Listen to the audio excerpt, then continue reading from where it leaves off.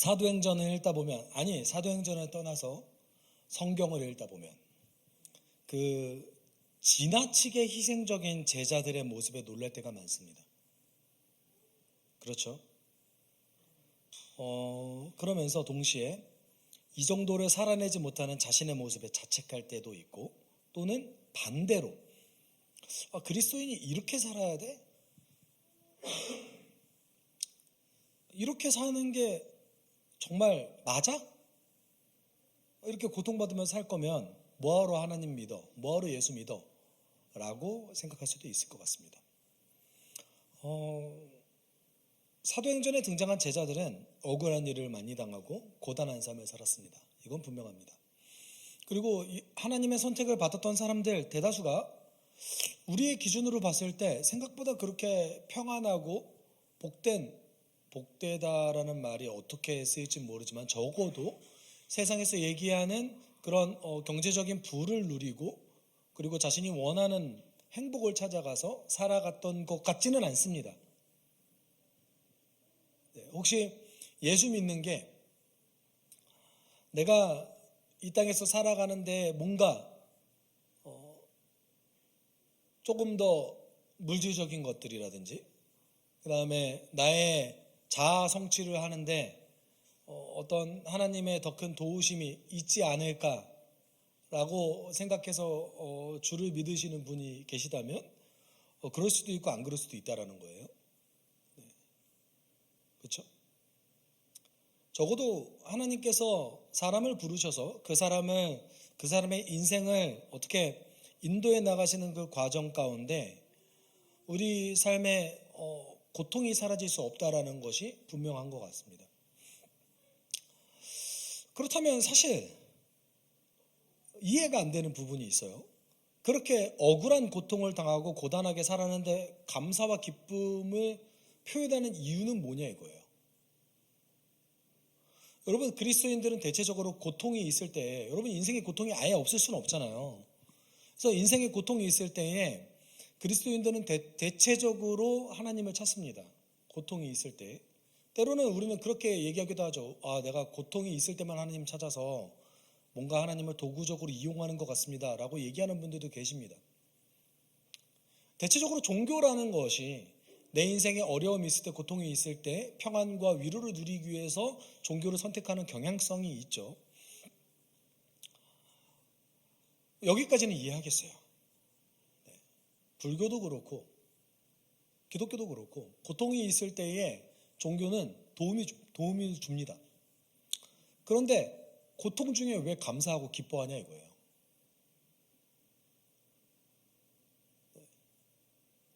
여러분, 교회는 대체적으로 나중에는 고통 중에 하나님을 찾는 자들만 남게 돼 있습니다.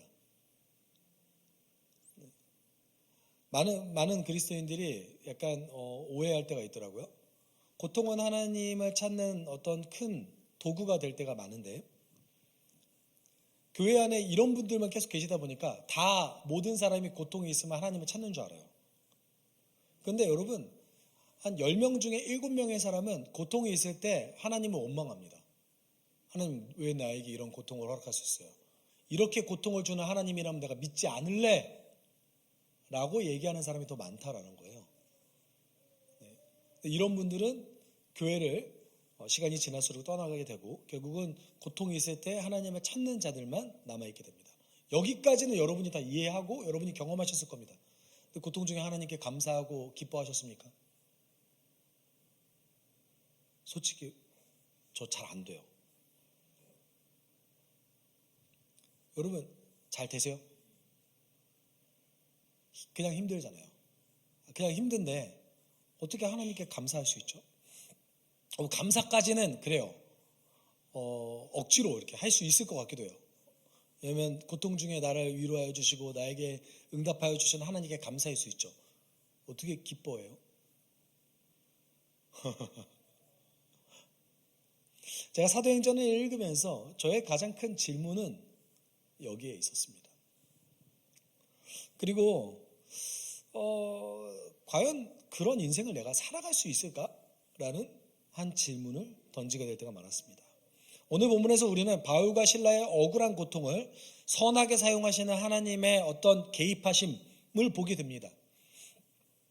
그리고 그들의 그 과정을 우리가 함께 살펴보면서 그들이 왜 억울한 고통을 당하고 있음에도 불구하고 그것을 기쁨과 감사로 승화시킬 수 있었는지를 한번 살펴봅시다. 저는 성경을 읽을 때에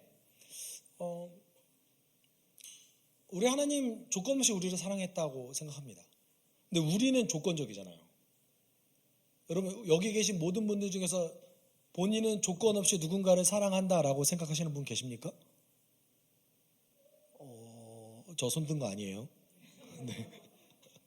네. 여러분 인간은 절대 조건 없이 누군가를 사랑할 수 없습니다. 모든 사랑은 조건적입니다. 그렇기 때문에 하나님을 이 조건적인 사랑의 틀 안에서 바라볼 때가 많이 있어요. 그래서 성경을 읽을 때 오해하는 것이 무엇이냐면 이렇게 반드시 살아야 돼. 이래야만 참된 그리스도인이 될 수 있어. 라고 생각한다는 거예요. 여러분 혹시 그렇게 생각하지 않으십니까? 성경에 무엇을 해라. 그러면 우리는 어떤 식으로 받아들이냐면 이거 안 하면 하나님이 날 돌보지 않으실 거야. 라고 생각한다는 거예요. 그럴 거면 하나님께서 우리에게 예수를 보내주시지 않으셨겠죠. 우리는 복음의 원리를 좀 기본적으로 잘 이해할 필요성이 있습니다. 여러분 조건적인 사랑을 가지고 있는 인간의 눈으로 하나님의 사랑을 계속해서 판단하고 생각한다면 우리는 조건 없는 하나님의 사랑을 이해할 수 없습니다. 오늘 본문도 그 틀 안에서 좀 봤으면 좋겠어요. 바울과 실라는 빌립보에서 복음을 전하면서 큰 어려움에 직면했습니다. 두 가지 어려움이 있었죠. 물론 그 어려움들이 다 연결됐어요. 첫 번째 어려움은 귀신 들린 여인이 바울을 따라다니면서 계속해서 방해했습니다. 표면적으로 봤을 때는 이게 단어로 봤을 때는 마치 이 귀신 들린 여인이 복음을 전하는 걸 도와주는 것 같은 말을 했지만 결국은 그것이 방해였다라는 것이죠. 그래서 다른 대부분의 본문들 속에서 사도행전의 다른 여러 곳에서 바울이 복음을 전하면 그에 대해서 온전하게 반응하는 사람들이 등장합니다. 물론 대체적으로는 온전하게 반응하지 않고 거절하는 사람들이 많았지만 그럼에도 불구하고 온전하게 반응한 사람들이 몇몇 등장해요. 그런데 빌립보 전도에서는 그것이 등장하지 않았습니다. 그만큼 그 방해가 굉장히 컸다라는 것이죠. 그리고 두 번째 어려움은 그 어려움 속에서 바울이 그 여인에게 있었던 귀신을 내쫓습니다. 근데 이 귀신을 내쫓는 장면, 이 선한 행동이 위험으로 다가오게 됐죠. 그래서 이 여인 때문에 큰 돈을 벌고 있었던 여인의 주인이 바울을 고발했고 바울은 변명할 기회도 없이 자신의 어떤 그 재판을 하는 그 과정에서 자신의 어떤 변명할 기회도 없이 매를 맞고 바로 감옥에 갇힙니다.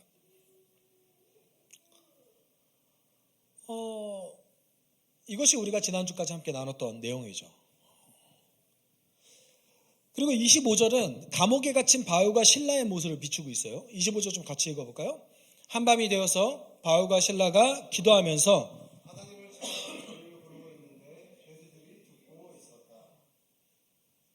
여러분 잘 생각해 보세요. 한밤이 되어서 바울과 실라가 기도하면서 하나님을 찬양하고 있습니다. 어려움이 있을 때 하나님께 기도할 수 있죠. 그런데 여기서 분명히 찬양했다고 얘기하고 있습니다. 찬양은 두 가지를 높이는 것이죠. 하나님의 하신 일과 하나님의 성품을 높입니다. 그래서 시편은 두 가지 파트로 나눌 수 있어요. 하나님의 하신 일, 하나님의 성품. 여러분 우리가 고통 중에 있을 때 하나님을 찾죠. 하나님께 기도하죠. 그런데 기뻐하면서 감사하면서 하나님을 찬미하는 일은 그렇게 생각보다 많지 않습니다. 근데 분명 오늘 본문 속에서 바울과 실라는 자신이 매를 맞고 치료도 하지 않은 상태에서 감옥에 갇혔음에도 불구하고 한밤중에 하나님을 찬양하고 있습니다. 상당히 많이 맞았을 거예요 아마. 그리고 그때 여러분 혹시 패션 오브 크라이스트에서 예수께서 채찍질 맞는 장면을 보신 적 있으십니까? 네. 그 매 맞는 것의 종류에는 그 뼈가 달리는 채찍을 포함하고 있습니다. 그래서 태형에는 반드시 그것이 들어가 있어요. 그러니까 최대한 고통스럽게 하기 위한 것이죠. 아프잖아요. 그럼에도 불구하고 이렇게 하나님께 감사드리고 찬양하고 기도하는 바울과 실라의 모습을 볼 수 있습니다. 그리고 죄수들은 이것을 다 듣고 있었어요. 아마 죄수들 입장에서는 이해할 수 없을 거예요. 저 사람들은 불법을 저질러서 감옥에 갇혔음에도 불구하고 뭐 그렇게 잘났다고 저렇게 찬양하고 시끄럽게 기도하나 라고 생각할 수도 있지 않겠어요? 근데 왜 바울과 실라는 이런 모습을 보여주고 있을까요? 억울하게 고통당하고 있음에도 불구하고. 여러분, 이것이 당시 초기 그리스도의 교회, 초기 교회의 지도자들이 보였던 모습 중에 하나입니다. 모든 초기 교회의 지도자들은 대체적으로 이런 모습을 보여줬습니다. 그들이 고통스러운 것을 즐기는 자들이었기 때문에 그랬을까요? 아니요, 그렇지 않아요. 여러분, 선을 행하다가 하나님의 명령을 따르다가 억울한 일을 당했을 때의 그 상황을 어떻게 인식하냐가 그리스도인들에게 굉장히 중요한 요소였습니다. 베드로전서 2장 19절에 이런 내용이 등장합니다. 같이 읽어볼까요? 억울하게 고난을 당하더라도 하나님을 생각하면서 괴로움을 참으면 그것은 아름다운 일입니다. 아멘. 사도 베드로를 비롯해서 제자들은 모두 다 이렇게 생각했습니다. 여러분, 우리는 선한 일을 행했을 때 그 선한 일이 성취되면 아름답다고 생각해요. 그렇죠? 그리고 성취되지 않으면 어떻게 해요? 실망하죠. 나의 모든 노력이 아무 쓸모 없구나 라면서 실망합니다. 왜냐하면 우리는 눈에 보이는 거에 항상 집중하거든요. 그렇죠? 그래서 내 선한 일이 아무런 의미도 없고 아무런 가치도 없다라고 판단하고 생각합니다. 그런데 초기 그리스도의 교회, 초기 교회의 지도자들은 그렇게 생각하지 않았습니다. 내가 선을 행하다가 억울한 일을 당했을 때 혹시 그것이 드러나지 않더라도, 열매가 나타나지 않는다 할지라도 그것을 참으면서 하나님을 생각하면 아름다운 일이라고 생각했습니다. 그러면 억울한 일의 정의는 뭡니까? 억울한 일의 정의는 뭐예요? 성경은 고통을 세 가지로 정의하고 있는데 성경에 등장한 고통은 세 가지입니다. 솔직히 말하면 왜 고통 중에 우리가 하나님을 떠나냐면 성경이 이야기하는 고통을 몰라서 그래요. 성경은 고통에 대해서 아주 깊이 묵상하고 있어요. 정말로 깊이 묵상하고 있어요. 근데 성경은 고통에 대해서 세 가지로 얘기하는데 첫 번째는 불가항력적인 고통입니다. 나 가만히 있는데 불가항력적인 고통이 생겼어요. 생각보다 저희 지체분들 중에서 암으로 고통받으신 분들이 많은데 어느 날 갑자기 암이 발견되잖아요.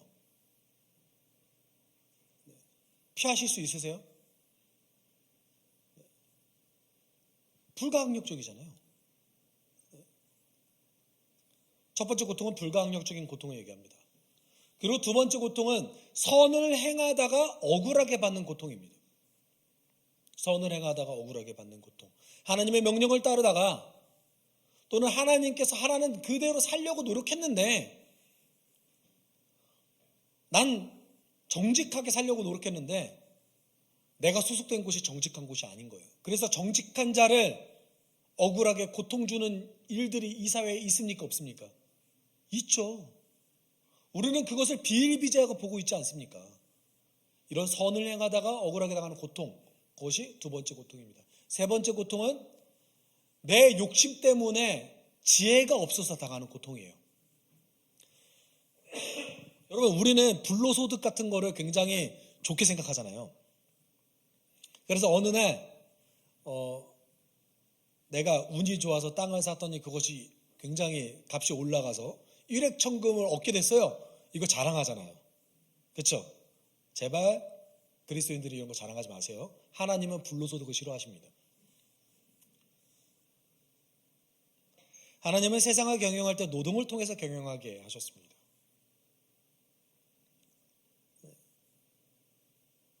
여러분, 주의 원리대로 노동하지 않고 어떤 소득을 얻으려고 하다가 내가 그것에 실패해서 내 욕심에 넘어가서 고통을 당하는 경우가 있죠. 있습니다. 또는 내 욕심 때문에 어떤 선택을 했는데 그것이 좌절되어서 고통을 경험하는 것도 있습니다. 그렇죠? 네. 이런 고통은 하나님께서 말씀하셨던 그 삶의 원리와 지혜가 없기 때문에 생기는 고통이죠. 여기서 얘기하는 억울한 고통은 선한 일을 행하다가 당하는 고통입니다. 그것이 베드로전서 2장 20절에 등장합니다. 여러분, 억울하게 고통당하는 일은 다양하게 있을 수 있습니다. 아까도 말씀드렸듯이 이 세상 속에서, 악한 이 세상 속에서 정직한 일을 하다가 억울하게 고통당할 수도 있죠. 내가 어떤 그 공동체에 소속되었을 때 그곳에 많은 사람들이 정직하게 행하지 않는데 그 안에서 나 홀로만 정직하게 일을 한다면 사람들은 나를 싫어하겠죠. 내가 그렇게 살았음에도 불구하고 그것이 아무런 변화가 없고 나는 나 홀로만 고통당한다고 생각했을 때 여러분 어떻게 생각하십니까? 내가 또 의미 없는 짓을 했구나 라고 혹시 판단하지 않으십니까? 하나님은 다르게 생각하신다는 거예요. 하나님은 억울한 일 때문에 선한 일을 행하다가 억울한 고통을 당하는 그 자체로 기뻐하신다는 거예요. 그것 자체를 어떻게 보신다는 거예요? 우리 삶의 열매로 보세요. 여러분, 사도들과 제자들은 이것을 너무나 명백하게 잘 알고 있었습니다. 그래서 심지어 어떻게까지 했냐면 사도행전 5장 41절에 이렇게 얘기하고 있습니다. 사도들이 복음을 전하다 고통을 당했어요. 그때 사도들이 어떻게 생각했냐면 사도들은 예수의 이름 때문에 모욕을 당할 수 있는 자격을 얻게 된 것을 기뻐하면서 공의에서 물러났다라고 얘기하고 있습니다. 여러분, 사도들이 매 맞는 걸 즐겨하는 사람이었을까요? 고통당해, 우와 너무 좋아 그랬을까요? 아니에요. 뭘 기뻐한 거예요? 내가 주를 위해서 억울한 일을 당한 것 자체를 기뻐했어요. 왜요? 하나님은 이걸 사용하실 것이다 라고 확신했기 때문에 그렇습니다. 여러분, 예수 그리스도께서 십자가를 지러 가시는데 여러분 웃으면서 기뻐하면서 막 이렇게 가셨을까요? 와 너무 좋아. 아니잖아요. 고통스러워 하셨어요? 그렇지만 동시에 그 마음에 어떤 마음이 있으셨냐면 최대한 하기 싫어하시고 피하셨지만 그 십자가를 지러가는 그 과정 가운데 하나님 예수 그리스도께서는 동시에 기꺼움이라는 것이 있었습니다. 내 뜻대로가 아니라 주의 뜻대로 하십시오. 왜냐하면 그 뜻이 무엇이었기 때문에 그래요? 하나님이 세상을 이처럼 사랑하사 이 세상을 구원하기 원하시는 하나님의 능력이 그 십자가에 나타났기 때문에 그런 거죠.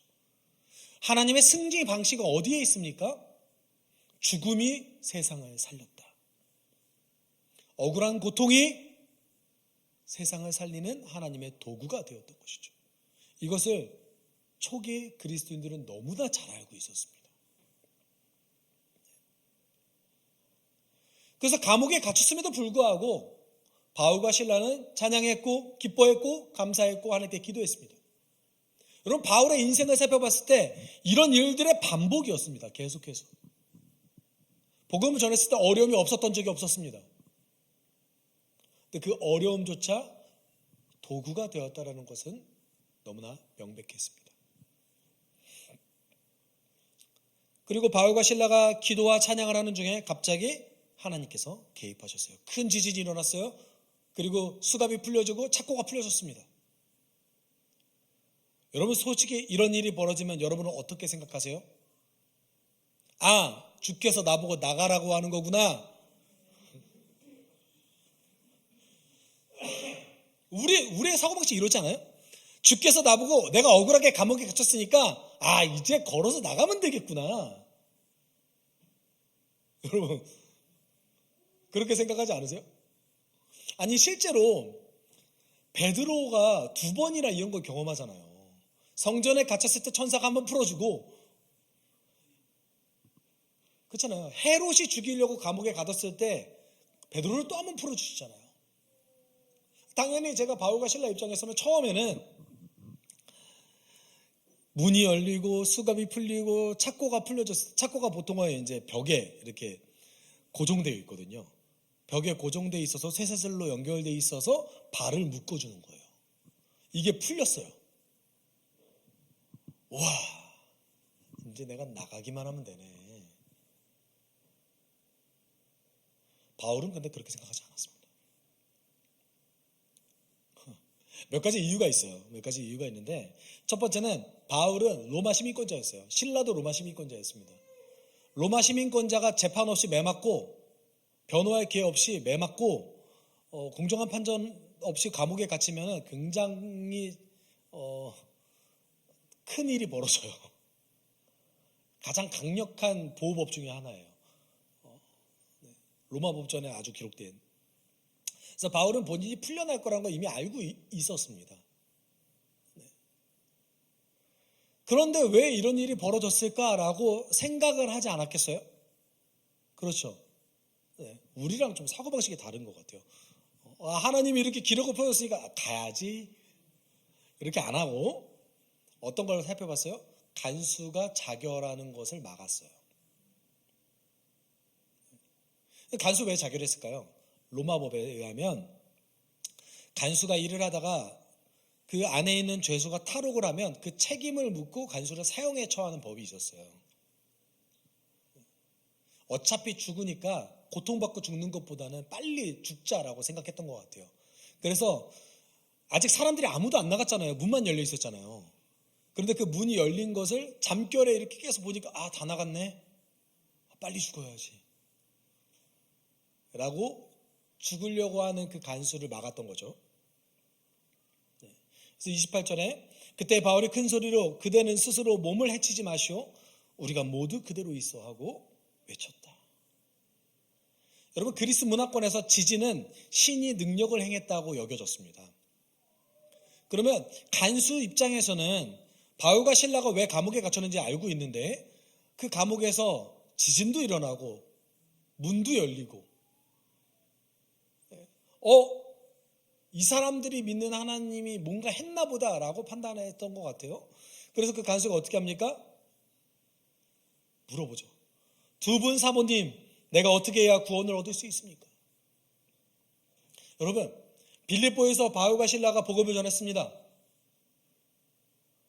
귀신 들린 여인의 방해 때문에 이렇게 온전히 그 복음에 반응하는 사람들 보기 어려웠는데 억울한 고통을 당했을 때, 감옥에 갇혔을 때 비로소 이렇게 온전히 반응한 사람 한 명이 등장했던 거예요. 이 간수의 물음에 여러분 아주 유명한 말을 남기죠.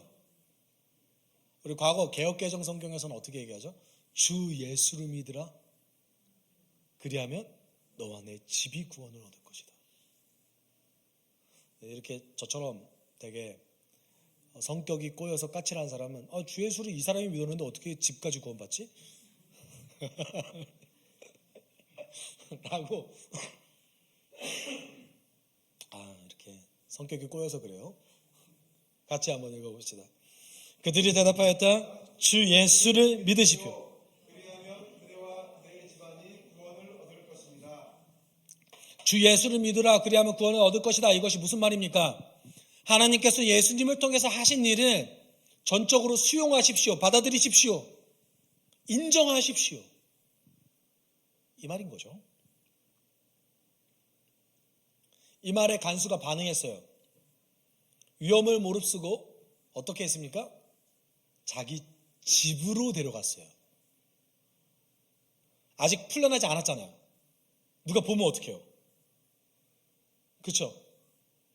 그런데 위험을 무릅쓰고 바울과 실라를 자신의 집으로 데려가서 음식을 대접하고 그들의 상처를 치료해 줬습니다. 그리고 그 과정 가운데 바울은 그 집에 있는 모든 사람에게 복음을 전했고 그들은 다 복음을 받아들이고 세례를 받았습니다. 기뻐했습니다. 그리고 아마 다시 감옥에 갔을 거예요.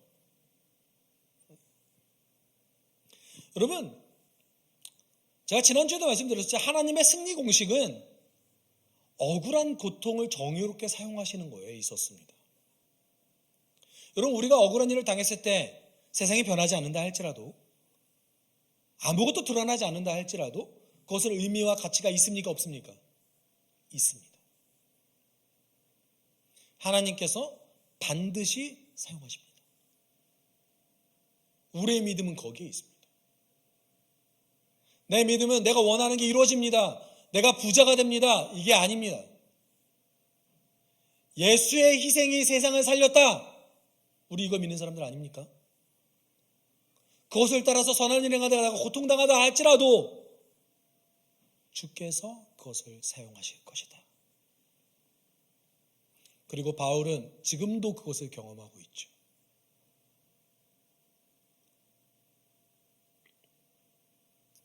다음 날 되었을 때 바울에게서 그렇게 큰 혐의가 없으니까 치안관들이 바울을 풀어주라고 해요. 아직 로마 시민권자라는 걸 몰랐던 것 같아요. 그러니까 바울이 이제 따집니다. 아니 좀 미리 따지지. 맞기 전에, 감옥에 갇히기 전에 좀 미리 따지지 라고 저도 지금 생각합니다. 왜 굳이? 바울이 맞는 걸 좋아해서 이런 사람은 아니에요. 두 가지 어떤 성경학자들의 해석들이 있는데, 첫 번째는 변호의 기회가 없었을 것이다. 사람들이 몰려들어서 계속해서 바울과 실라를 공격하고, 그리고 치안관이 그 사람이 말할 기회를 주지 않고 바로 때리고 감옥에 가뒀기 때문에 로마 시민권자라는 것을 밝힐 기회가 없었을 것이다 라는 것이 이제 첫 번째 학설이고, 두 번째는 바울이 빌립보의 복음 전도와 그 안에 있는 공동체를 위해서 의도적이고 전략적으로 로마 시민권자인 것을 뒤늦게 밝혔을 것이다 라는 학설이 있습니다. 뭐가 맞는 것 같으세요? 전자가 맞는 것 같으세요? 후자가 맞는 것 같으세요? 그냥 둘 다면 안 됩니까? 상황도 안 됐고 전략도 그렇게 세웠다, 뭐 이렇게 생각하면 되지 않을까요? 네. 우리가 반드시 양자를 선택해야 되는 건 아니잖아요. 그렇죠? 제가 약간 회색 분자라. 네. 얼굴도 약간 회색에 좀 가깝잖아요. 아니에요? 감사합니다. 네. 네. 제가 옷 입을 때 굉장히 힘들어요. 밝은 걸 입을 수 없어요. 네. 제가 아이가 태어날 때 제일 먼저 기도한 게 뭔지 아세요? 애가 꺼멓지 않게 해주세요. 네. 우리 애도 밝은 옷 입히고 싶어요. 네. 제가 바깥에 돌아다니는 게 좋아해서 피부가 이런 게 아닙니다. 네. 여러분,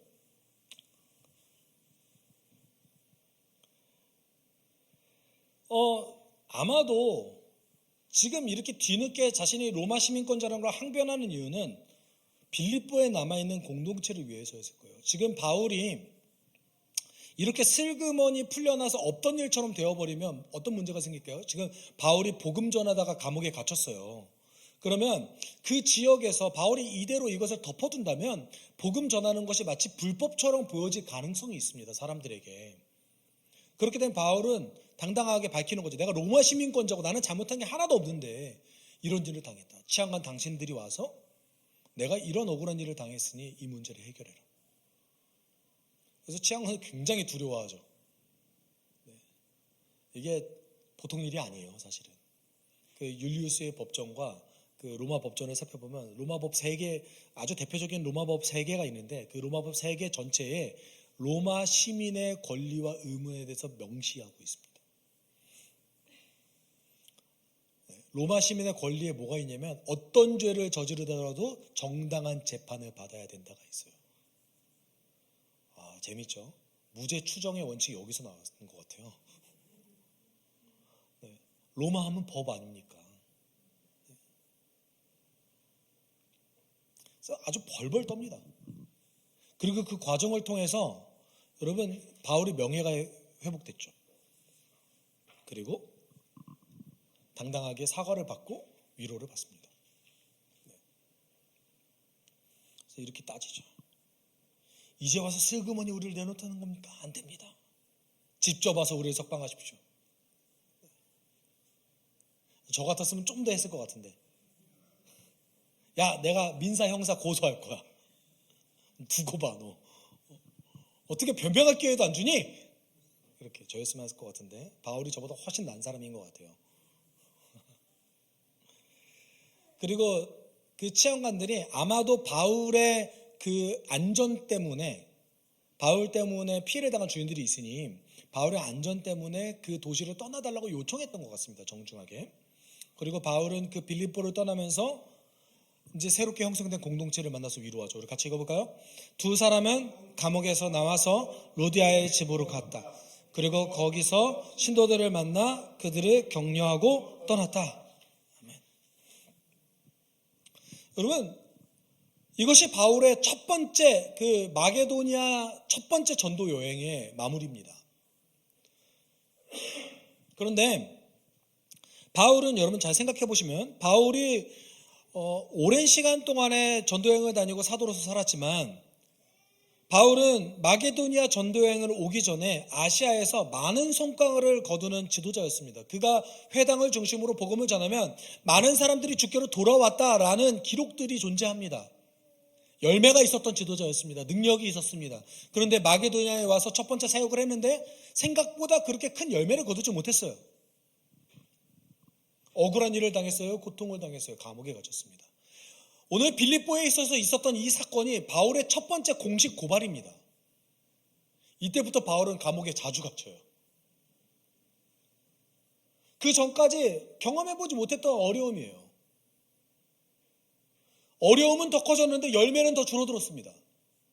여러분 어떻게 생각하시겠어요? 아니, 이게 의미가 있는 거야? 다른 길을 찾아봐야 되지 않을까? 저였으면 그렇게 생각했을 것 같습니다. 그럼에도 불구하고 바울은 하나님께서 자신의 어려움을 쓰신다는 것을 확신하고 다음 도시로 넘어갔습니다. 여러분 마치 이거는 제가 생각했을 때는 아브라함의 인생의 여정과 좀 비슷한 것 같아요.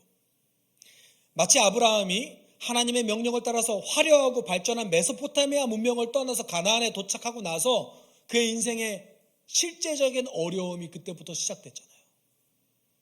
가나안에 기근이 들었고 사람들이, 권력자들이 자신의 아내를 취하려고 했으며 계속 떠돌아다닐 수밖에 없는 나그네 인생을 살지 않았습니까? 그 과정 가운데서 하나님은 아브라함으로 하여금 하나님 당신의 약속을 신뢰하게끔 인도하셨습니다. 바울도 마치 그 어려움을 통해서 일하시는 하나님을 더 알아가게끔 하셨던 것 같아요. 너의 그 고통이 전혀 의미가 없는 것이 아니다. 너의 어려움이 내가 사용하는 도구다. 너는 더 전적으로 나를 신뢰해야 된다. 이런 하나님의 인도하심을 따라서 살아왔던 것 같습니다. 바울의 인생을 보면 좀 놀라워요. 우리가 뒤에도 나중에 살펴볼 건데 바울이 그 풍랑을 만난 배 속에서 뭐 하고 있냐면 기도하고 있어요. 바울의 경지를 보여주고 있어요, 사실은. 근데 저는 한 가지 주목했던 것이 무엇이었냐면 왜 이렇게까지 했냐 이거예요. 여러분 바울처럼 살고 싶으세요?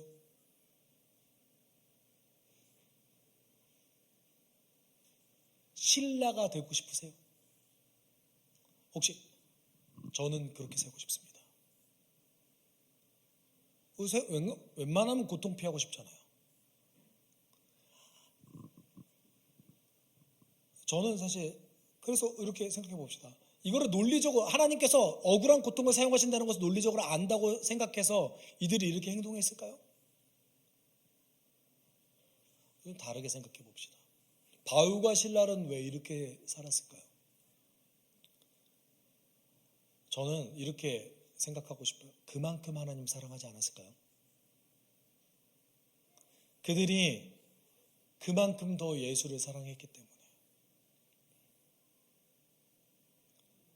그들이 예수를 통해서 하나님께서 자신을 얼마나 사랑한다는 것을 묵상하고 깨달았기 때문에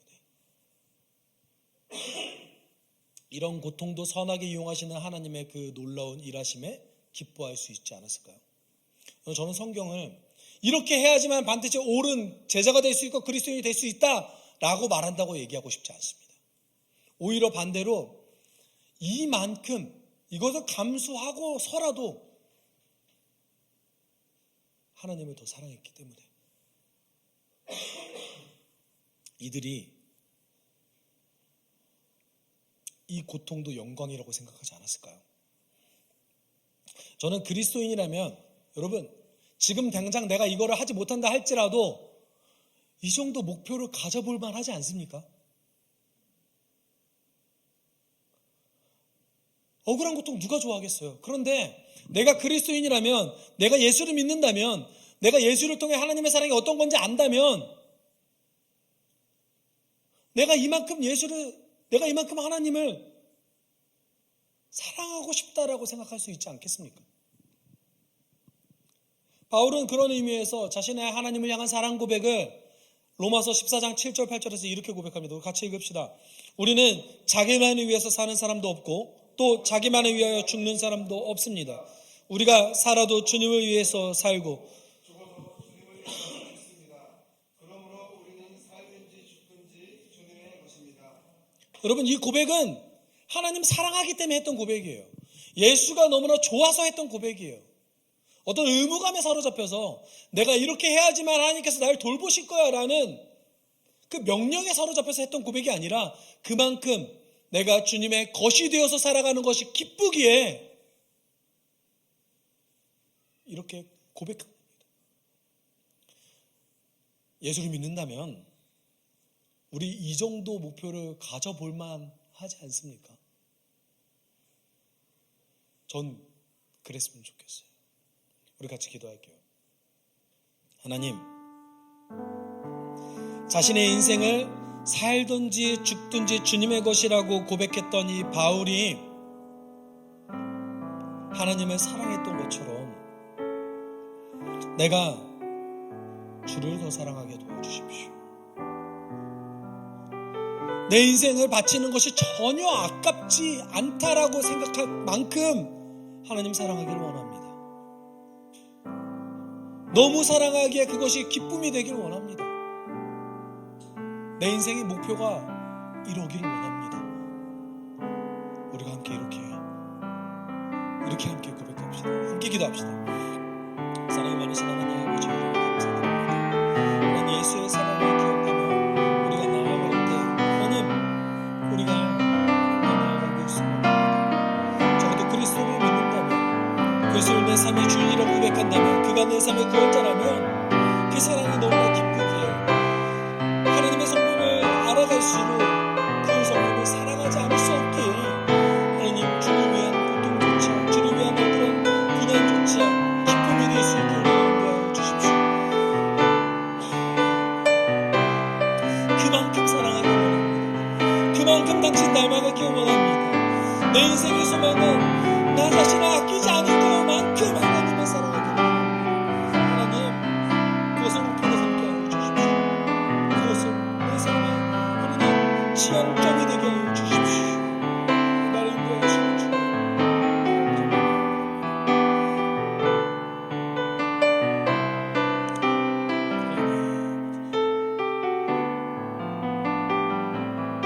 사랑이 많으신 하나님 아버지, 우리는 당신을 알아가고 당신을 향한 사랑이 더 깊어지길 원합니다. 하나님, 바울과 실라가 억울한 고통조차 기뻐하고 감사했던 이유는 그만큼 하나님을 사랑하기 때문이라고 우리는 믿습니다. 우리도 그 마음 담기를 소망합니다. 주를 위해 선을 행하다가 열매가 있지 않고 지치고 힘들고 어려울 때에 그때 하나님은 더 묵상하게 하여 주십시오. 그 고통이 의미 없다 생각하지 아니하고 지금 이 순간에도 그 고통이 의미 없다고 얘기하는 사단의 그 사단의 그 공격을 이겨내고 그 고통을 사용하시는 하나님의 놀라운 계획과 뜻을 알아가게 하여 주십시오. 그를 통해 주를 더 사랑하게 하여 주십시오. 모든 것 감사드리며 예수님의 이름으로 기도드립니다. 아멘. 주 예수 그리스도의 은혜와 하나님의 사랑과 성령의 교통하심이 그리스도 안에서 그를 너무 사랑하여서 자신의 억울한 고통조차 기쁨으로 수용하기를 소망하는 우리 숲속교회 성도들과 그들의 한 주간의 삶 가운데 함께 있을지어다. 아멘.